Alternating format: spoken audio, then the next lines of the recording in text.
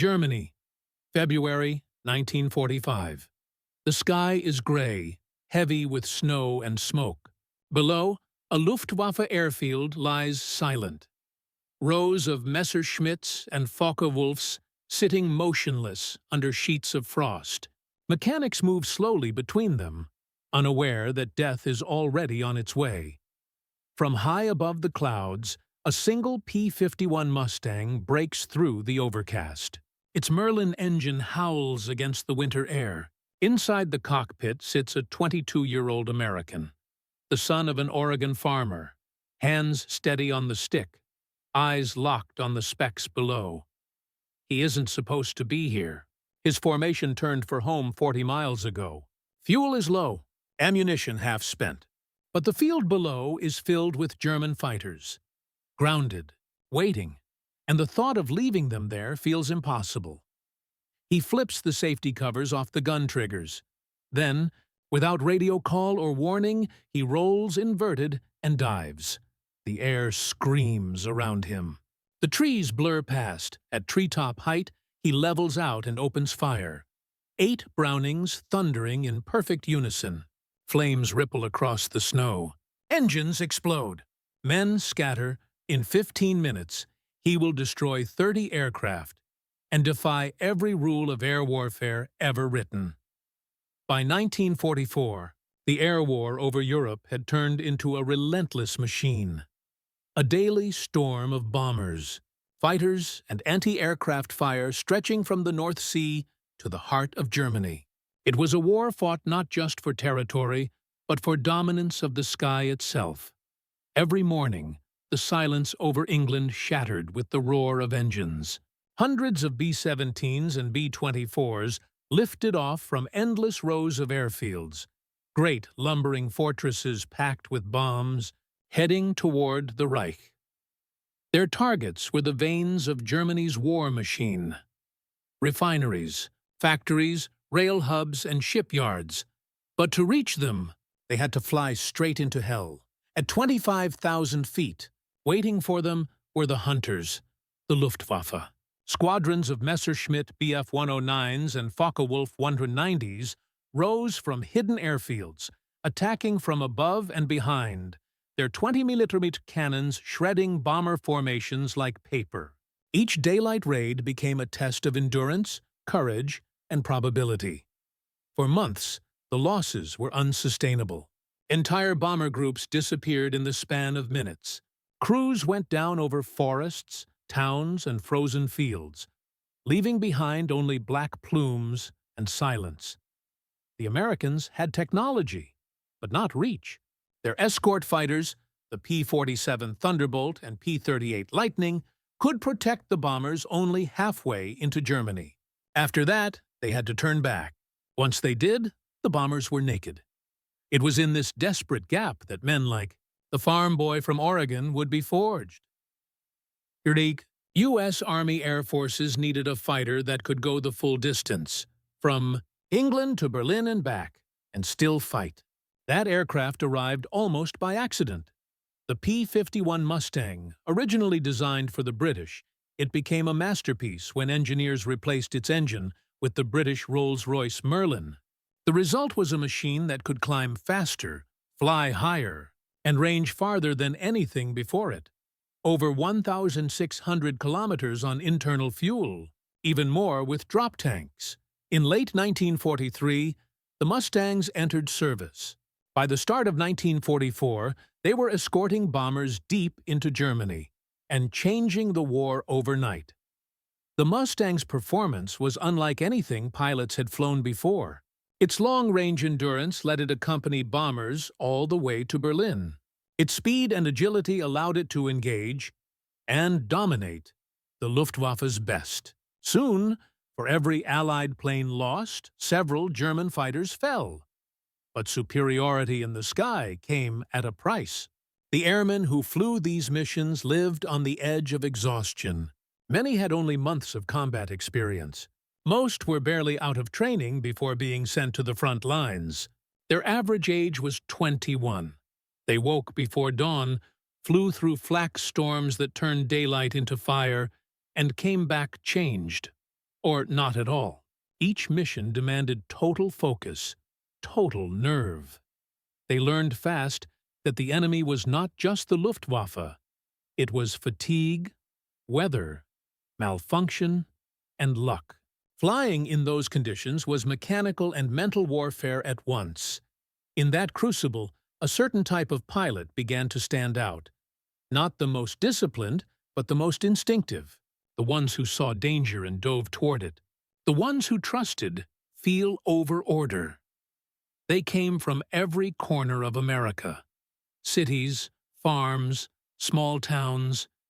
Men who had grown up fixing tractors, driving trucks, building things with their hands. The cockpit felt familiar to them. They read vibration and sound the way others read books. And in the cold European sky, that intuition meant survival. They began pushing limits, flying lower, faster, taking risks command never authorized. Some commanders hated it, others quietly encouraged it. Because when you're fighting a war that kills hundreds of men a day, victory sometimes depends on those willing to disobey just long enough to make the impossible happen. By early 1945, the Luftwaffe was breaking apart, but scattered across Germany were still hundreds of aircraft, grounded for lack of fuel, hidden in forests, or waiting on icy airstrips for orders that would never come. The Allies knew they had to be destroyed before they could rise again. To most pilots, that meant flying in formation, waiting for orders, and striking as a unit. But for one farm boy with a Mustang and a full ammo load, it meant something simpler. He saw the chance to end the fight his way, not by rule, but by instinct. And one morning, he would take it. By early 1945, the end of the war was visible, but it wasn't yet within reach. Germany was collapsing, yet fighting harder than ever. The Allies had crossed the Rhine. Soviet forces were clawing through Poland.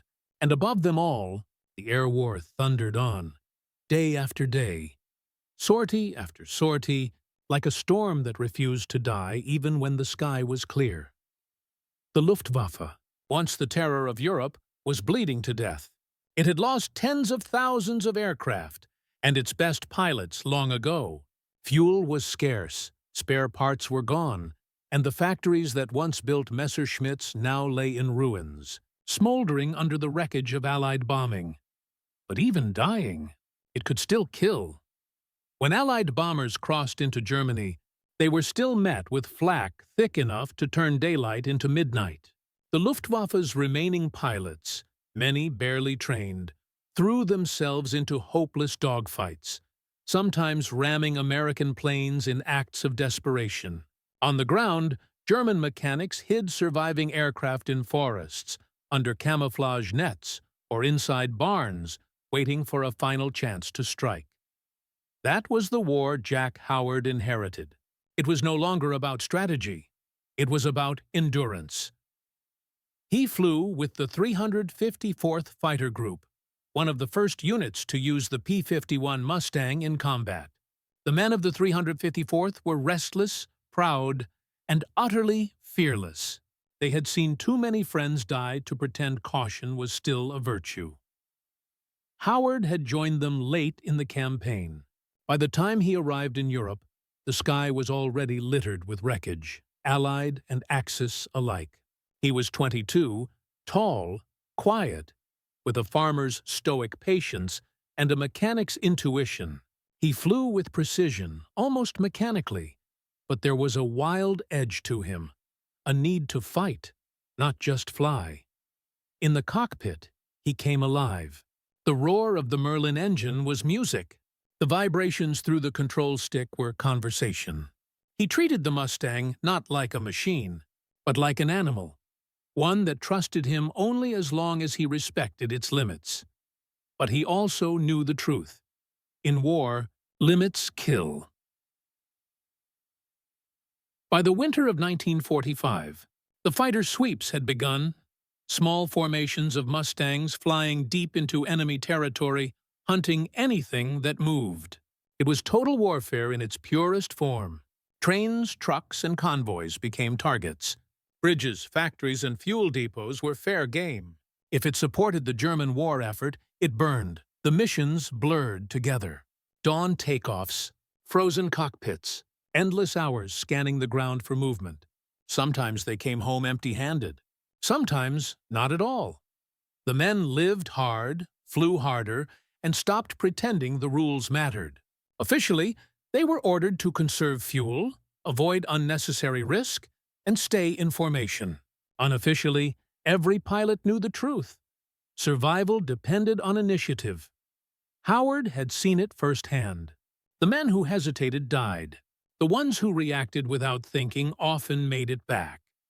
He started flying lower than the others, using the terrain to mask his approach, strafing trains and vehicles on his own initiative. His commander reprimanded him once, then stopped. Because every time Howard broke formation, something on the ground burned. The war was turning him into something both sharper and colder. The line between courage and compulsion had blurred. By February, Allied reconnaissance reported dozens of Luftwaffe aircraft still hidden across western Germany. Planes refueled and waiting for orders that would never come.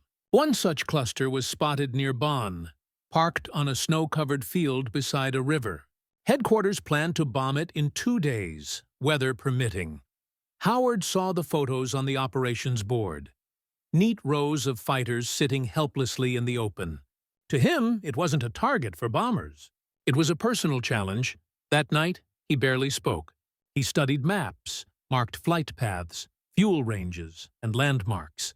When dawn came, he checked his guns himself, loaded extra ammunition, and told his crew chief he was going out for a short patrol. He didn't say where. He didn't ask permission. He just climbed into the Mustang, taxied down the icy strip, and disappeared into the low clouds over Belgium. No one knew it yet, but in a few hours the young farmer from Oregon would conduct the most devastating solo attack in the history of the Allied air campaign. And he would do it not with planning, not with orders, but with instinct. In the winter of 1945, victory in the air no longer depended on numbers. It depended on mastery, the unity of man and machine under impossible pressure. For that, there was no weapon like the P-51 Mustang. Its reputation had been earned the hard way. Earlier in the war, Allied fighters lacked range. They could guard bombers partway to the target and then turn home, leaving the heavy aircraft to face the Luftwaffe alone. German interceptors had feasted on them, but the Mustang, fitted with the Rolls-Royce Merlin V1650, changed everything. It could fly to Berlin, fight, and return on a single load of fuel. It was fast, over 430 miles an hour in level flight, but also forgiving, able to skim the treetops or climb beyond 30,000 feet without losing balance. Its long laminar flow wing gave it range. Its sleek fuselage gave it stability. Its 650 caliber Brownings gave it teeth. Each gun fired 800 rounds a minute. And when all 6 spoke at once, the air vibrated like an iron bell. The Mustang was the first aircraft that made a pilot feel predatory. That feeling changed how men fought. Before 1944, most fighter pilots engaged high above the clouds. Elegant duels of turning circles and altitude advantage. But by 1945, the Allies had destroyed much of the Luftwaffe's strength in the air. The fight moved downward, into the forests, rail yards, and frozen airstrips of Germany. This was the low-level war. Fast, dirty, and lethal. It demanded a different kind of flying, closer to instinct than training. At 400 miles an hour and less than 100 feet off the ground, there was no margin for error. The smallest bump of turbulence could drive a wingtip into the earth. Flak gunners had less than 2 seconds to aim, but one lucky hit could turn a Mustang into wreckage. Command called it tactical interdiction. The pilots called it hedge-hopping hell. They learned tricks that no manual taught. Approach from the sun to blind the gunners. Keep trees between you and the field until the last second. Never fly a straight line. Fire in 2-second bursts. Then roll out fast before the explosions you've caused rip your own wings apart. And most of all, never go back the same way twice. On paper, it was madness. In practice, it worked. Every airfield destroyed on the ground saved bomber crews in the air. Every train cut in half by strafing meant fewer tanks, fewer shells, fewer days the war would last. Howard understood that better than anyone. He'd spent his childhood reading land and weather, the tilt of soil, the shape of wind through wheat. In the cockpit, that intuition translated perfectly. He could sense the contour of the terrain without looking, using hills and rivers as cover the way infantry used trenches. The Mustang's responsiveness fed that intuition. A nudge of the rudder shifted its nose by degrees. A fraction of throttle changed its entire rhythm. The aircraft became a living extension of its pilot's will. When pilots talked about feeling the plane, this was what they meant. A wordless communication between man and machine that existed only in the moment. That bond made strafing attacks possible. It also made them seductive.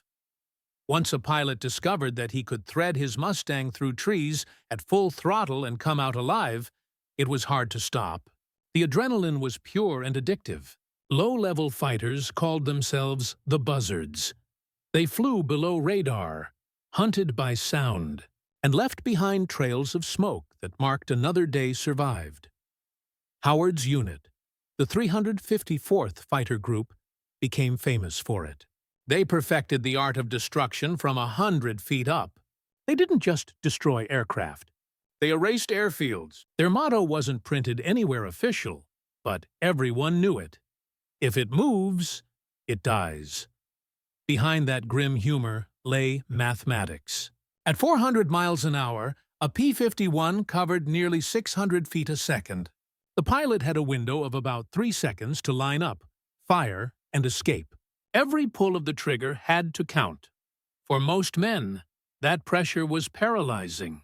For Howard, it was clarity. He once told a crew chief, half joking, half serious, that flying low felt more honest than dogfighting. There were no tricks, no altitude games. You either hit or you don't. That attitude frightened superiors but inspired peers.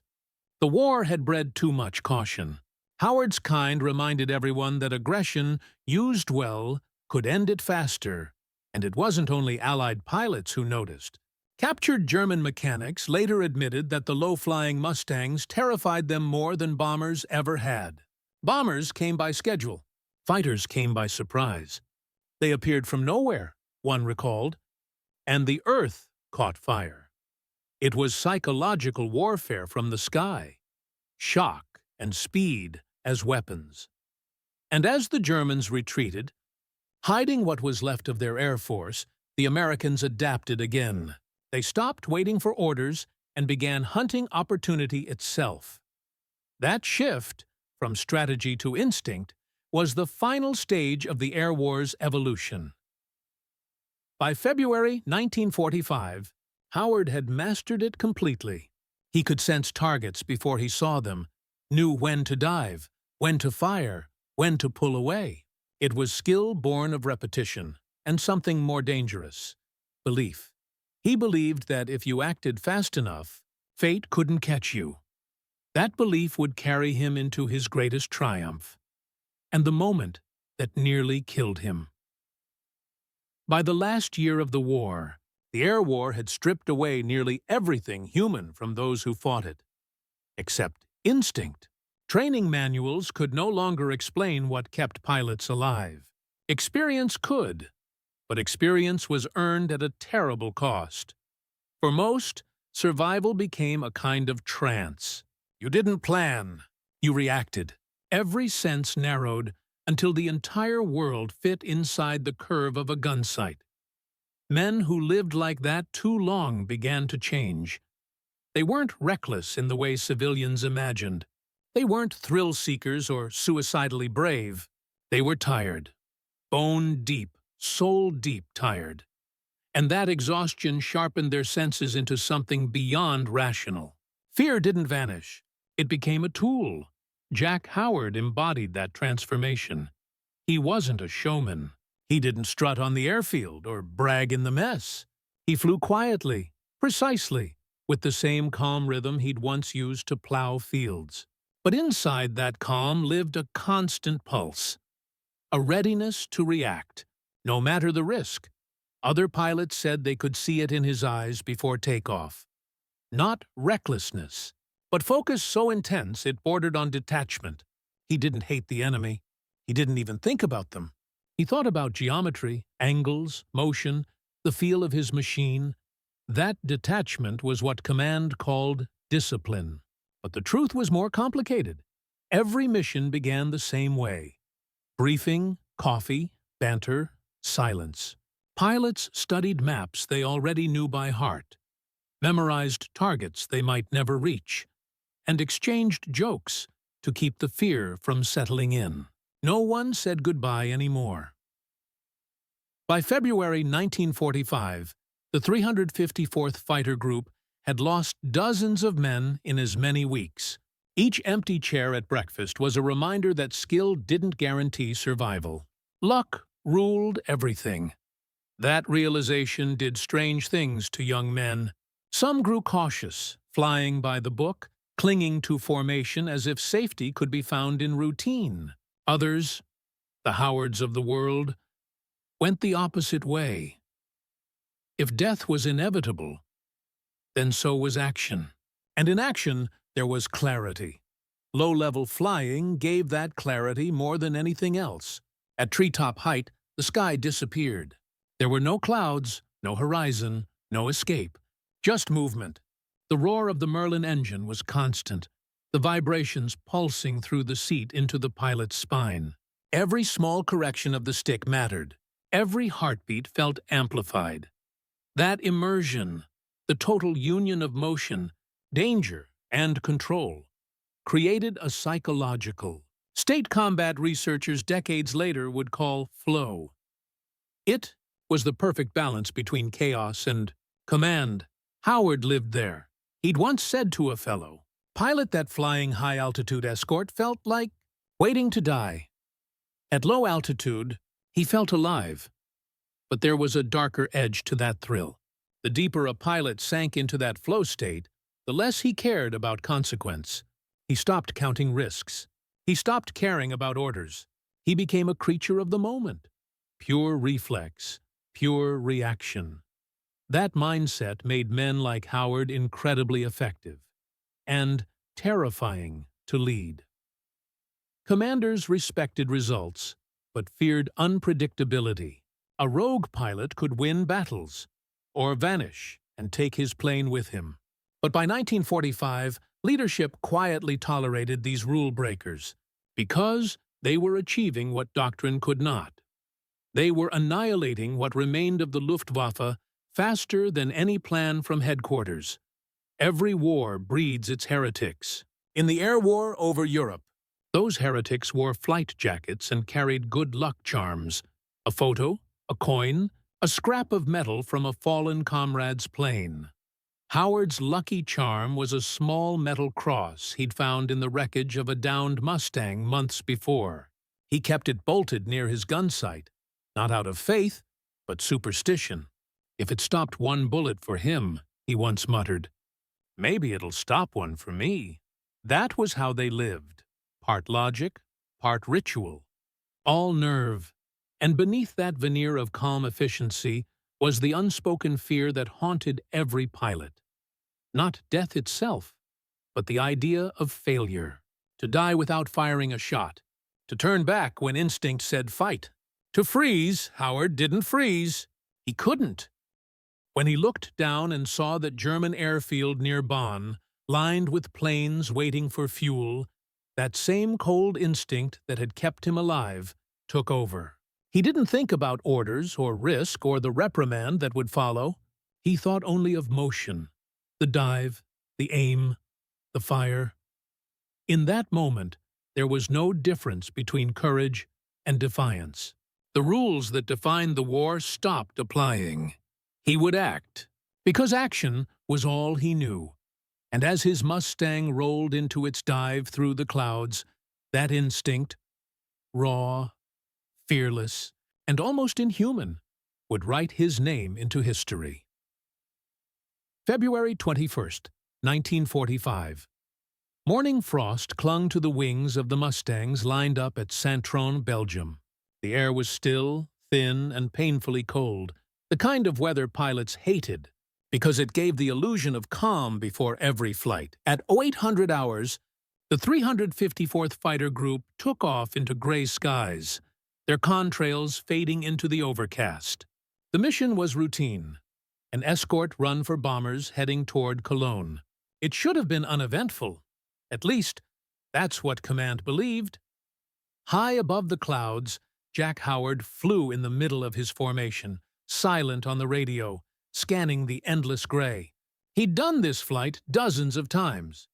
Long stretches of boredom punctuated by seconds of chaos. But that morning, something else caught his attention. Through a break in the cloud layer, sunlight glinted off metal. Far below, in a clearing beside a winding river, he recognized the shapes instantly. Aircraft, dozens of them, camouflaged, parked wingtip to wingtip, a Luftwaffe dispersal field. He watched them for only a second. But that was all it took. Instinct overrode everything: training, orders, reason. He keyed the radio. "Lead! I'm dropping down for a look." His flight leader's voice snapped back, alarmed. "-2! Stay in formation." Howard didn't answer. He throttled forward and rolled inverted. The Mustang flipped cleanly, the horizon spinning upside down as he nosed through the cloud layer. For a few seconds, there was nothing but white. Then, suddenly, the ground. He was diving fast now, very fast. The altimeter spun down 12,000 feet, 8,000, 4,000. The air screamed past the canopy. The frozen landscape rushed toward him, a patchwork of fields, trees, and the airfield below, dotted with unsuspecting mechanics. He leveled out at treetop height and armed his guns. The Merlin engine roared as he streaked across the field at 400 miles per hour. He squeezed the trigger. 8 Browning machine guns opened up, their combined roar a sound so violent it seemed to shake the ground itself. The first burst ripped through a line of parked Messerschmitts. Fuel tanks ignited. Wings tore off. Men ran in every direction as explosions rolled across the field like thunder. Howard banked hard left, the G-forces pressing him into the seat. He pulled the Mustang into a shallow climb, smoke trailing across his canopy. But he wasn't done. He came around for a second pass. Lower this time, faster. He lined up on the hangars. His guns flashed again. Wooden walls splintered into flame. A fuel truck exploded beside them, the shockwave buffeting his Mustang. Debris rained across the runway. German gunners scrambled to man their flak positions. Tracers streaked upward, wild, panicked, too late. Howard darted through them like a shadow, firing short, controlled bursts. Each pass was precise, ruthless, surgical. On his third run, he caught 2 Focke-Wulfs taxiing toward the strip. He raked them both with fire, the first bursting apart in flame, the second veering sideways into the other planes. The entire airfield was chaos now. Smoke, fire, screaming engines, and men shouting over the crackle of burning fuel. Howard barely noticed. His entire world had narrowed to the rhythm of fire and maneuver. Aim, burst, climb, roll, dive, repeat. He wasn't flying anymore. He was hunting. On the 4th pass, flak found him. A burst went off just off his right wing, ripping holes through the skin of the aircraft. Hydraulic pressure dropped. The control stick trembled in his hands. Warning lights blinked red across the panel. He should have broken off. He didn't. He dropped lower, just 50 feet above the ground, and made another run, this time across the maintenance area where crates of ammunition and spare parts were stacked. He fired once. The explosion was instantaneous. A chain reaction of detonations ripped through the base. One, then another, then a dozen at once. The shockwave slammed into his Mustang, spinning it sideways. He fought the stick, the engine screaming as the aircraft clawed back into control. When he leveled out, the field behind him was an inferno. He circled once, scanning through the smoke. Wreckage everywhere, metal glowing red from heat, the faint outline of figures still running through the chaos. He could smell the fuel even from the cockpit. His ammunition counter was empty, fuel gauge near zero. He turned west, toward Allied lines. The radio came alive. Frantic voices demanding his position. Howard said nothing for a few seconds, then keyed the mic. "Just cleaning up a little mess," he said, calm as ever. The Mustang limped home, oil pressure dropping, hydraulics failing. Every mile was a gamble, but the engine, that beautiful, stubborn Merlin, held. When he touched down at Saint-Tron, the plane barely rolled to a stop before the engine died completely. The ground crew ran up, expecting to find a wounded pilot. Instead, they found Howard climbing out, blackened with smoke, his flight jacket scorched, his expression unreadable. "Rough patrol?" one mechanic asked. Howard simply nodded toward the west. "There's nothing left over there," he said quietly. 30 aircraft destroyed. Dozens more damaged beyond repair. One man, one plane, 15 minutes. It should have been suicide. Instead, it was history. When Lieutenant Jack Howard's Mustang coasted to a halt at Saint-Tron, the men on the ground couldn't decide whether to cheer or call a medic. The aircraft looked like it had flown through the gates of hell and come back again.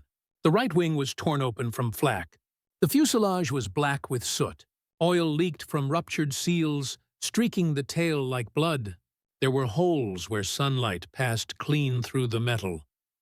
The crew chief, stunned, climbed onto the wing and peered into the cockpit.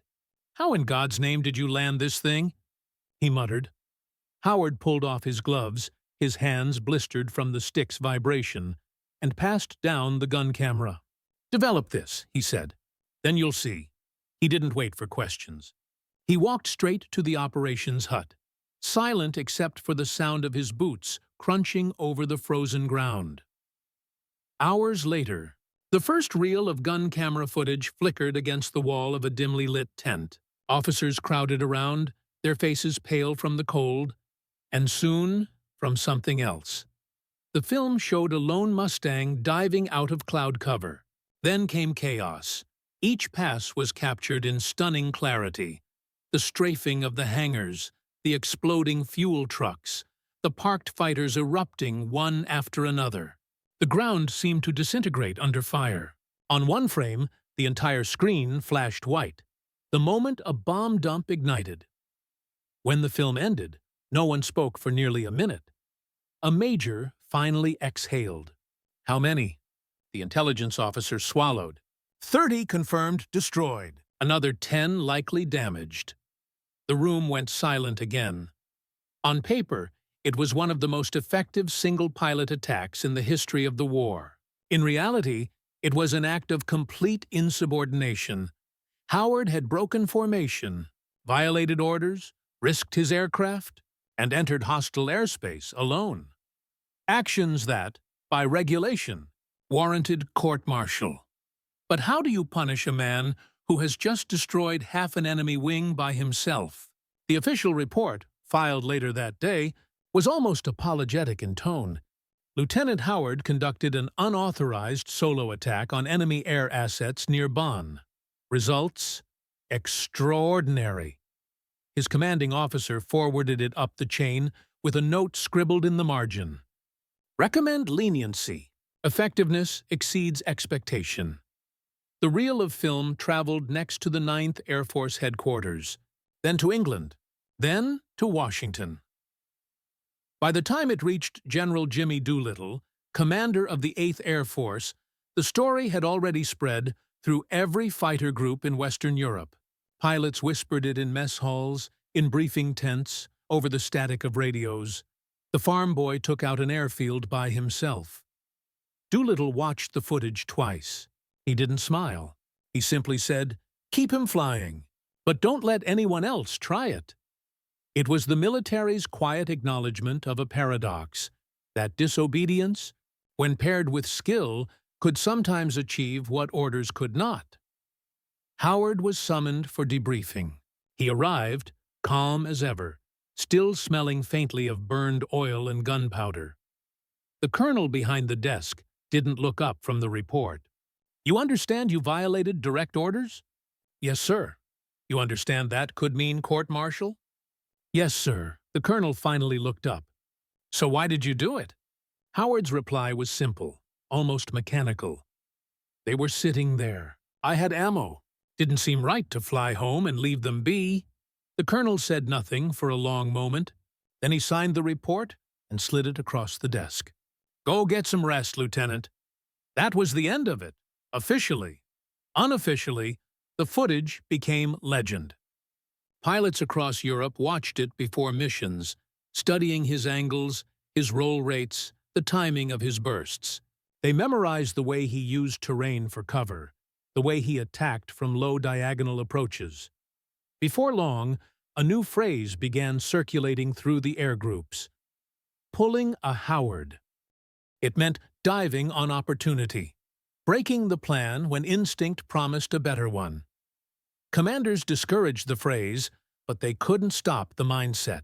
By spring, more and more pilots were taking calculated risks, acting independently, and striking targets of opportunity. The sky had become a theater of improvisation. Howard never boasted about what he'd done. When asked how he managed to destroy 30 aircraft alone, he simply said, "They were parked too close." Together, he received the Distinguished Service Cross for extraordinary heroism and disregard for personal safety. The WWII citation omitted any mention of orders ignored. Within weeks, his story had crossed the Atlantic. Newspapers called him the one-man Air Force. But among those who understood the war best, the pilots, the ground crews, the ones who had watched too many empty chairs appear in the mess hall, he was something more complicated. To some, he was the embodiment of courage. To others, proof that war sometimes rewards what peace would condemn. When asked years later if he would do it again, Howard's answer was as unflinching as his dive: "I'd do it sooner." By March 1945, the skies over Germany no longer belonged to the Reich. They belonged to the Americans, to the pilots who had learned, through blood and intuition, that aggression could achieve what orders could not. The Luftwaffe still existed on paper, but only as a shadow. Its airfields were cratered wastelands, its fuel reserves almost gone, its remaining aircraft trapped on the ground. The same kind Howard had annihilated. The few German fighters that did take off were often piloted by boys barely out of training, flying without radios, in machines held together by desperation. The Americans hunted them without mercy. P-51s and P-47s roamed in packs now, sweeping low over the countryside. They didn't just escort bombers anymore. They owned the sky, and beneath them, the airfields burned. Howard's attack near Bonn became a case study in the new doctrine forming almost overnight. Commanders realized that the greatest threat to Germany's air defense wasn't the bombers themselves. It was the fighters that could strike anywhere, at any altitude, without warning. Air superiority had become air supremacy. The Allies began systematizing what Howard had done by instinct. Reconnaissance aircraft photographed hundreds of airfields across Western Germany, and fighter groups were assigned to sweep them. Not in mass formations, but in flexible, fast-moving teams. The standing order was clear: destroy anything that flies, anything that fuels, anything that moves. It was ruthless, but effective. Within weeks, entire Luftwaffe divisions ceased to exist before they ever reached the air. The numbers told the story. Between February and April 1945, the U.S. Army Air Forces destroyed over 4,000 German aircraft on the ground, nearly double what the bomber fleets had managed in the same period. And it began with men like Howard. His tactics, the low, fast surgical strikes, became the new standard. Pilots trained to spot opportunity and act on it instantly, without waiting for orders. The word initiative replaced obedience in the training lexicon. To senior command, it was revolutionary. To the pilots, it was simply survival. Howard's mission had stripped away the illusion that war could be controlled from a desk. In an era where radio orders lagged behind unfolding chaos, victory belonged to the men who could think faster than the enemy, or faster than fear. But even success carried weight. After his attack, Howard's squadron received special commendations. They were hailed as heroes.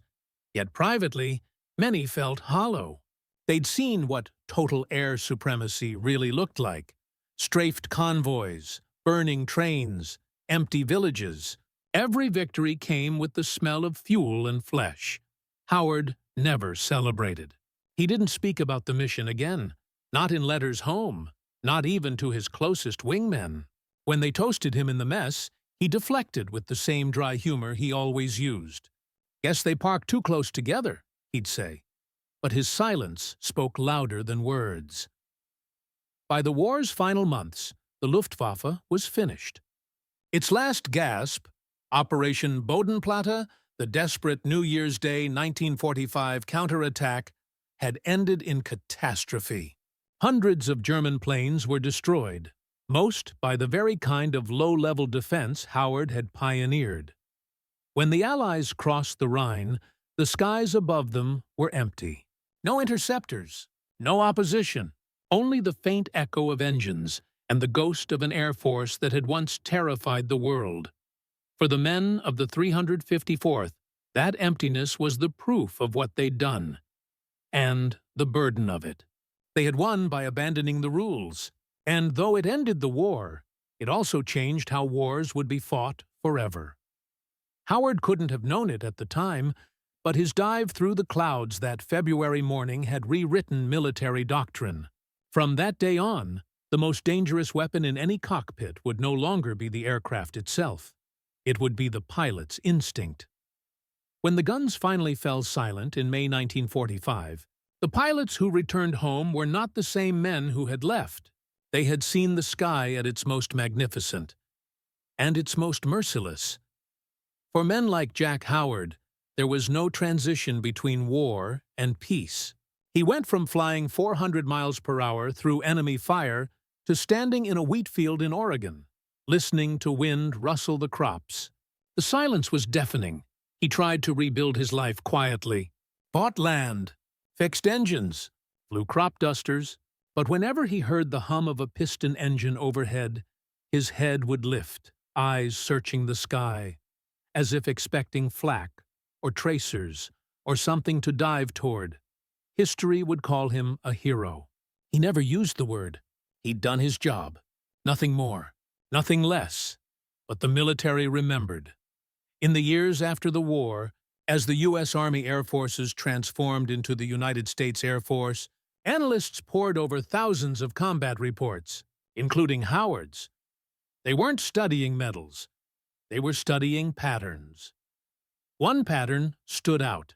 The most effective pilots weren't the ones who followed every rule. They were the ones who adapted faster than the situation changed. Howard's gun camera footage became required viewing at pilot schools.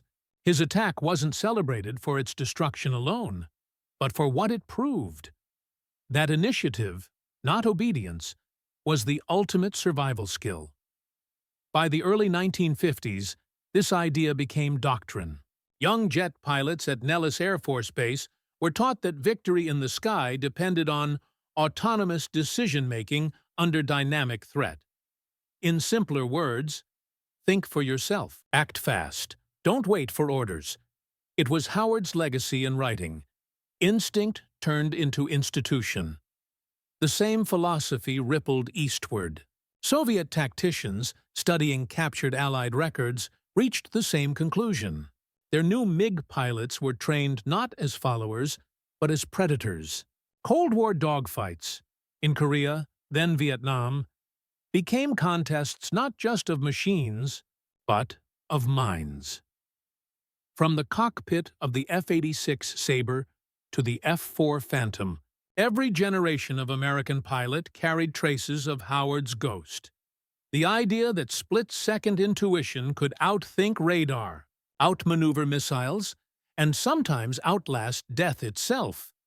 Yet there was another legacy, one no manual recorded. Howard's gun camera didn't just show triumph, it showed destruction. Mechanics running for cover, aircraft exploding in chains, human figures lost in fire. It was victory, yes, but also annihilation. In later years, when veterans were interviewed for documentaries, some spoke of the silence that followed those low-level attacks. The moments when the guns fell quiet and only the burning airfield remained. Many admitted it haunted them more than the dogfights. That duality, brilliance and brutality, became the moral riddle of modern air power. Was instinct the essence of courage, or the escape from conscience? Did victory justify the moment of disobedience that made it possible? The Air Force never answered. It simply evolved. By the time the F-16 Fighting Falcon entered service in the 1970s, its designers built agility itself into the cockpit, allowing pilots to fly almost by reflex, turning thought into motion. It was technology imitating instinct. Howard never lived to see it. He died quietly in the early 1960s, long before the wars his ideas would influence. At his funeral, a few old pilots from the 354th came to stand at attention beside his grave. No speeches, no bugle, just a folded flag and a photograph of a young man beside a smoking Mustang. For them, he wasn't a myth or a rebel. He was a reminder that sometimes the smallest act of defiance can outlive the war itself. And long after his name faded from the headlines, his philosophy remained in the air, invisible, like the current of wind that lifts a wing at just the right second, because in every era, every sky, every cockpit, the lesson endures. Rules create safety. Instinct creates history. History remembers the noise, the engines, the fire, the victories carved into the sky. But when it comes to men like Jack Howard, it's the silence afterward that tells the truth. He didn't fight for glory. He didn't dive through flak because someone told him to. He did it because something deeper, something older, told him it was right. In that moment, over Bonn, when he saw the German airfield below, instinct took command, not orders, not calculation, just the pure, unstoppable certainty that if he acted now, he could change the outcome. That was his gift. And his curse. Howard's 15 minutes of chaos became a symbol of victory. But beneath it lies a truth few ever say aloud. That courage and disobedience often share the same heartbeat. One misstep, and heroism becomes folly. 1 second of hesitation, and history never remembers your name at all. He never wrote memoirs. He never explained himself. Perhaps he couldn't, because instinct, by its nature, defies explanation. It exists only in the instant before reason catches up. And yet, that single instant, when one man chose to act while others held back, helped define the future of air warfare. It taught generations that survival demands more than skill. It demands trust, not in machines or orders, but in oneself. Every pilot who has ever rolled into a dive with no certainty of return has carried a fragment of Howard's will. Every commander who has ever told a trainee, "Decide faster than the enemy thinks," has echoed his philosophy. But the lesson is double-edged. The same instinct that wins wars can haunt the men who wield it. Because when the smoke clears and the sky is quiet, the question remains, did I act because I had to, or because I could? Howard never answered that question. Maybe no one ever will. All history can do is remember the shape of his courage, a solitary figure in a silver Mustang, diving through cloud and fire, rewriting the rules of war one heartbeat at a time.